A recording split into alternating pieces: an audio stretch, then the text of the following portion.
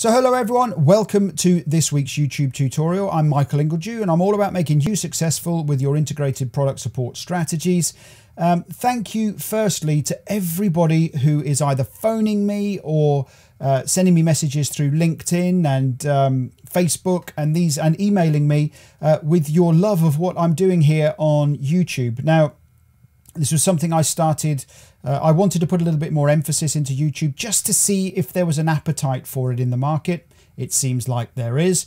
And, you know, I'm talking to people and organizations that I've never heard of before because you're discovering us on YouTube. So I appreciate that. And, you know, I've got meetings with companies as far away as Australia coming up over the next week or two, in Canada, and Turkey is another companies that have been in touch with me. So looking forward to catching up with you, discussing with you your strategies and what it is that you want to achieve from integrated product support. So loving that. Secondly, if you've been commenting on our YouTube videos, I deeply apologize. That is because I didn't realize that YouTube held the comments. And in order for the comments to go public, I have to authorize them, or somebody here has to authorize them.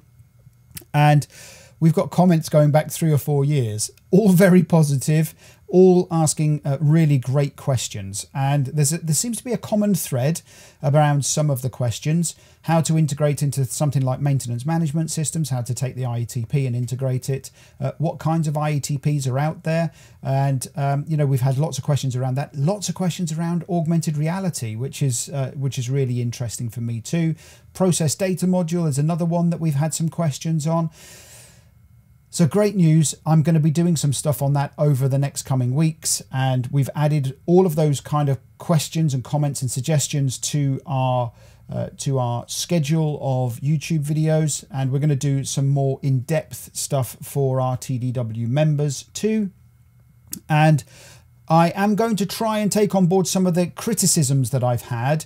One is we realized that music doesn't work on this particular type of video, and you know, it was something we played with. I don't like it. I know you guys don't like it, so we've removed that. Unless I go out and about and do a blog and it supports it, we'll do it. The other one is somebody doesn't like me saying leveraging. And so if I say leverage, it's completely accidental, but I'm going to do my best to stay away from that word. And the other comment was, if I'm using terms, acronyms, abbreviations, could I please spell out what that means? Use plain English is what I think the comment was. I'll do my best in post, or I'll get Jamie in post to put up the acronym in full, so you know exactly what I'm talking about. So all great comments, and it all helps make the channel better. But what are we going to talk about this week? I want to talk, again, I'm sticking in the S1000d bucket because that's where we've got most of our content planned right now. We have got some other stuff coming up around S3000L, 6000T and that stuff. And there's some interesting developments that I want to bring to the channel as well. But this week, I want to talk specifically about a common confusion when it comes to talking to people about S1000d, and that comes around simply, if we use S1000d, then we have to use a specific piece of software. And I think somebody commented on this recently on my LinkedIn, one of my LinkedIn posts, and you know, and I think what they said, I'm paraphrasing, is that they said that if one part of your business is using a piece of software, it doesn't mean it's right for you. I actually want to disconnect both. I want to disconnect both discussions, S1000d and technology. On my training courses, we spend a bit of time looking at the building blocks of XML, what XML gives us, then what S1000d does on top of that, and then what the right tool sets on top of that deliver for our projects. So, you know, we spend time on that. So I'm going to try and disconnect a little bit of that for you today. This is because this conversation came around when I was supporting a part of a business unit that was very anti S1000d, and they were anti S1000d not because they understood what S1000d was, not because they understood what XML was, but because they were anti the piece of software that they were going to be told they had to use. And that created the anti S1000d environment, because they'd connected the two dots saying, if we use S1000d, we have to use this viewer. We're not doing it. It's not going to work. Our users won't like it. So we're sticking with our old PDF and our old way of doing it. So this is where this conversation came from. So people often confuse the what S1000d is and what the role of software is. And so I'm going to do my best in my short YouTube tutorial to answer that here today. So I always start with we have to disconnect the two. We have to stop saying that a viewer equals S1000d. Whether you call it a viewer, a browser, or IETM, IETP, whatever you want to call it, we're talking about the same kind of genre of capability here. What I'm saying is that you have to disconnect the actual viewer environment itself from what the actual S1000d specification is giving us based on top of that layer of XML that we're going to talk about very shortly here. So this does not equal this. We have to disconnect the two. I've already mentioned on the last couple of tutorials and the chap who asked the question about IETPs, we've got a great tutorial planned on that now, so thank you. We've loaded a non-S1000d IETP on a NAS, a network access storage device here, and all of our devices can access it. And that wasn't created with S1000d, it was created with something else. But it's a viewer, and it's actually very, very powerful in the way that we do, and the way that we do technical publications. So disconnect the two. Trust me, just disconnect the two for now. S1000d is much more than the ability to adopt things like IETPs and tablets and those kind of things. We will talk over the next couple of weeks on strategies for adopting S1000d and some of the strategies that I've seen go wrong. For example, organizations that have configured and defined S1000d to support a specific piece of hardware, and that hardware is now no longer supported. And so they actually have a challenge on their hands right now, and I'm going to do a tutorial on that in the next couple of weeks. But S1000d gives us a tremendous amount in terms of the way that I'm not going to use the L word, the way that we can use our technical information in multiple ways. So we can integrate into the other S-series specifications or other environments. I had an email through from somebody in Australia this week saying, fantastic tutorial, is great. The S-series is great, but we use, and they listed other specifications and standards that they use. So we can still integrate into those other environments. It's focused on our domains, aerospace, defense, and space. Another great question came in via YouTube. Can you tell us if there are non-aerospace, defense, and space projects that are using S1000d? And I've told you to get in touch with me. It's kind of industry accepted. And, most common projects now will say that, we will use S1000d at some level, and it's supported by an international community. I'm going to do some stuff over on YouTube on the international community, because I think it's important that we understand what's going on behind the scenes with the S-series specifications, but including S1000d. Who is driving these specifications? Who are the volunteers behind this that make it all happen? And we're going to do some tutorials on that, and maybe how you can get involved as well. There's lots of controls and processes in S1000d. We can configure our content, and we've been configuring content for a long time. This is not just something that S1000d has introduced.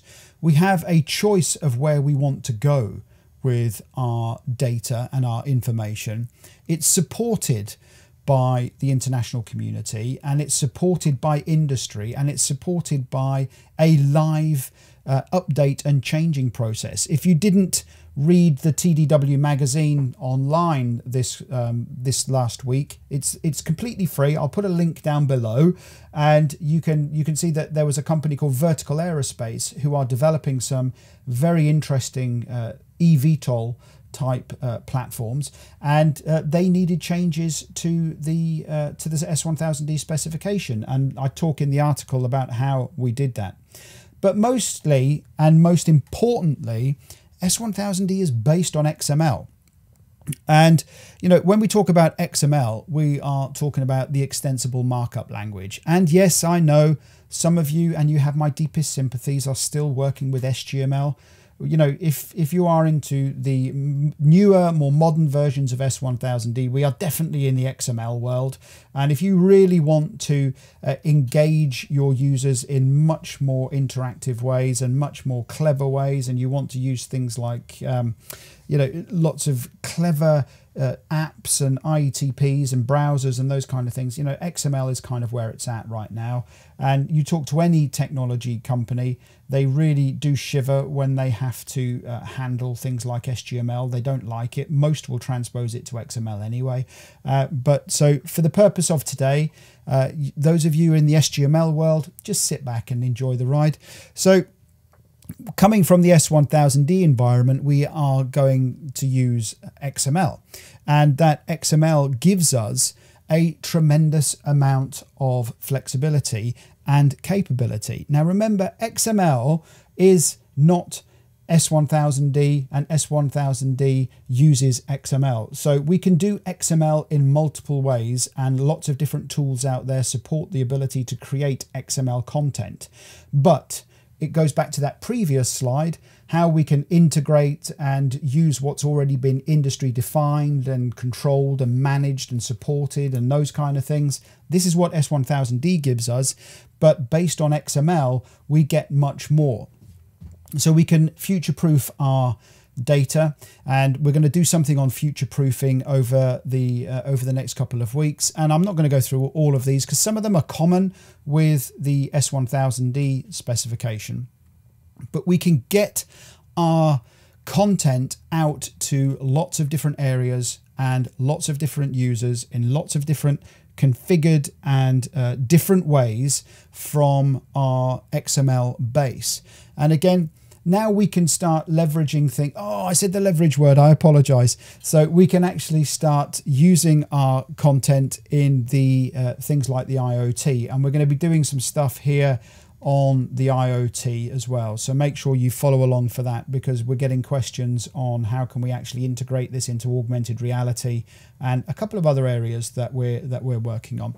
So XML gives us much more. And if you don't know what XML is, it's essentially we are breaking down our documents into building blocks and identifiable pieces of content and areas of a specific document. And that means that we can build those as we desire. That's it in a nutshell, but you can go and have a look at w3c.org. There's lots of tutorials on XML.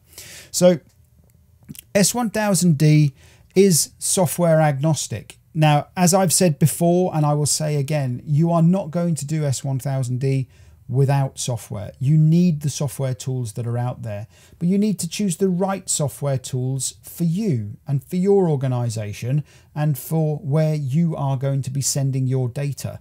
So that is all of the key critical decisions that you need to make. I'm doing a tutorial right now for the TDW members, and that is we're going a deep dive into S1000d business rules, Brex, BRDoc, those kind of things.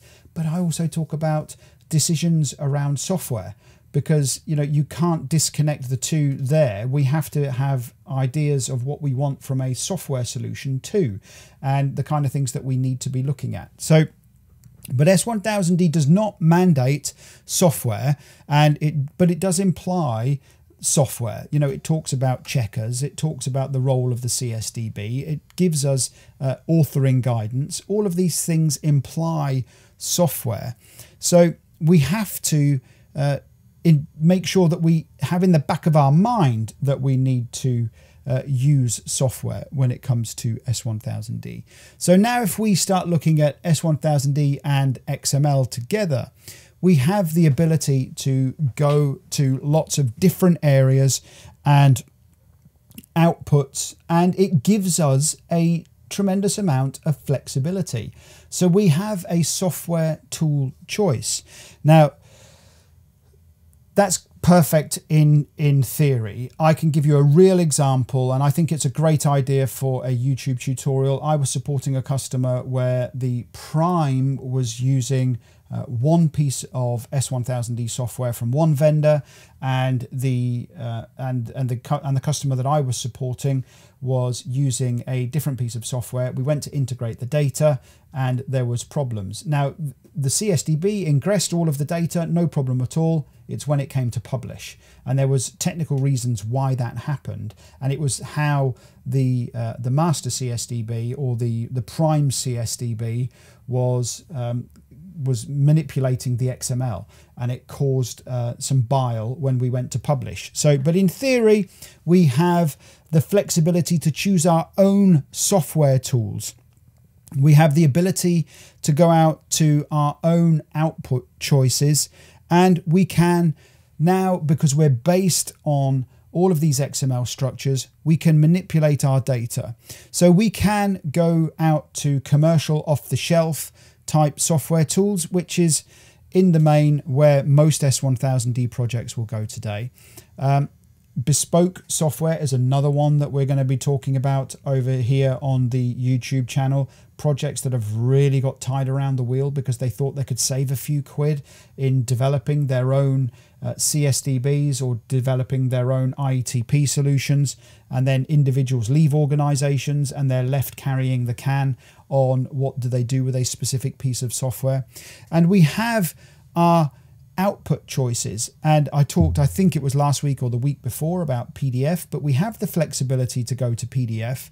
We can go out to those IETPs, and we can start looking at all of the IoT type capability that we want to go out to as well, all because we are building on what XML gives us, not necessarily what S1000d gives us, what XML gives us. And yes, we can do this in many different ways. AR, VR, MR, all of these kind of things. Now, there's a good presentation coming up very shortly on the integration of S1000d technical publications into an augmented reality environment. Where do we want to go? Do we want to go web? Do we want to go to apps? Do we want to go to mobile devices? And we can transform our data. And, you know, we have the ability to, we're going to talk about challenges deeper in the supply chain when it comes to actually adopting S1000d.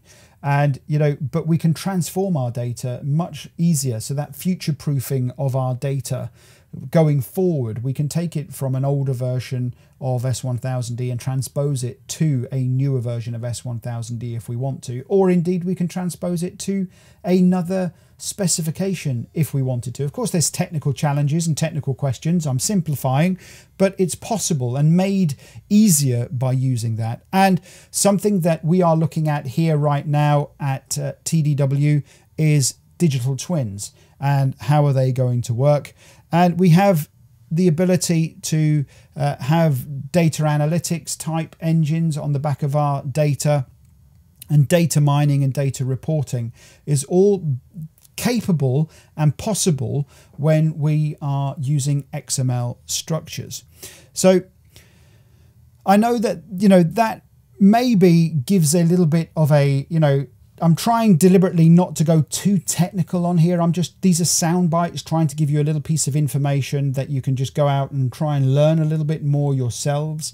But, you know, my thoughts around this is that, you know, this is a question that I get all of the time.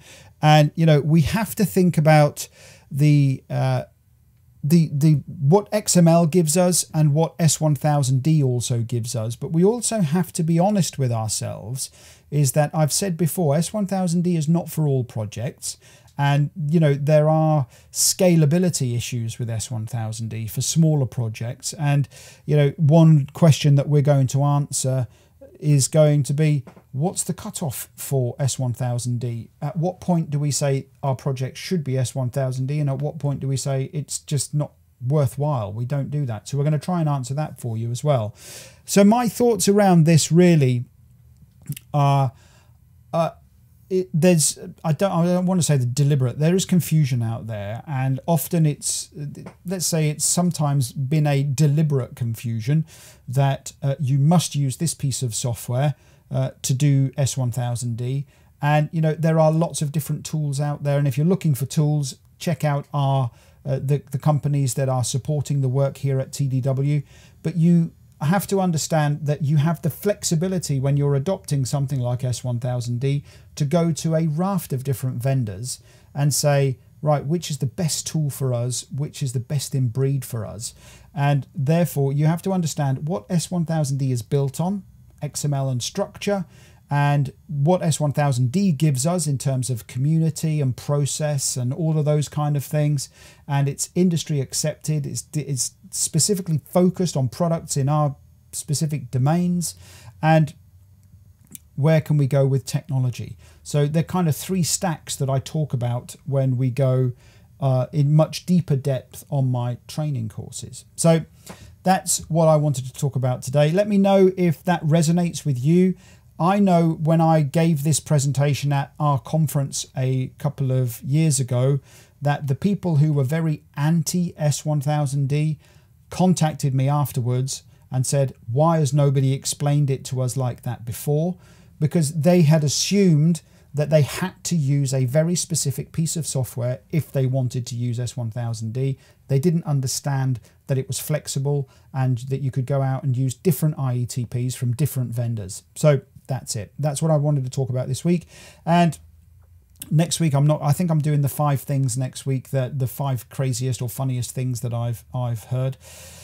So if you are enjoying this, please continue to send in your comments, your thumbs up, your subscribes. Send if you want to get in touch with me via LinkedIn, please do. Let me know if this resonated with you, and I'll do my best to spell out all of the acronyms, etc. today. And yeah, stay safe, and I'll see you on the other side.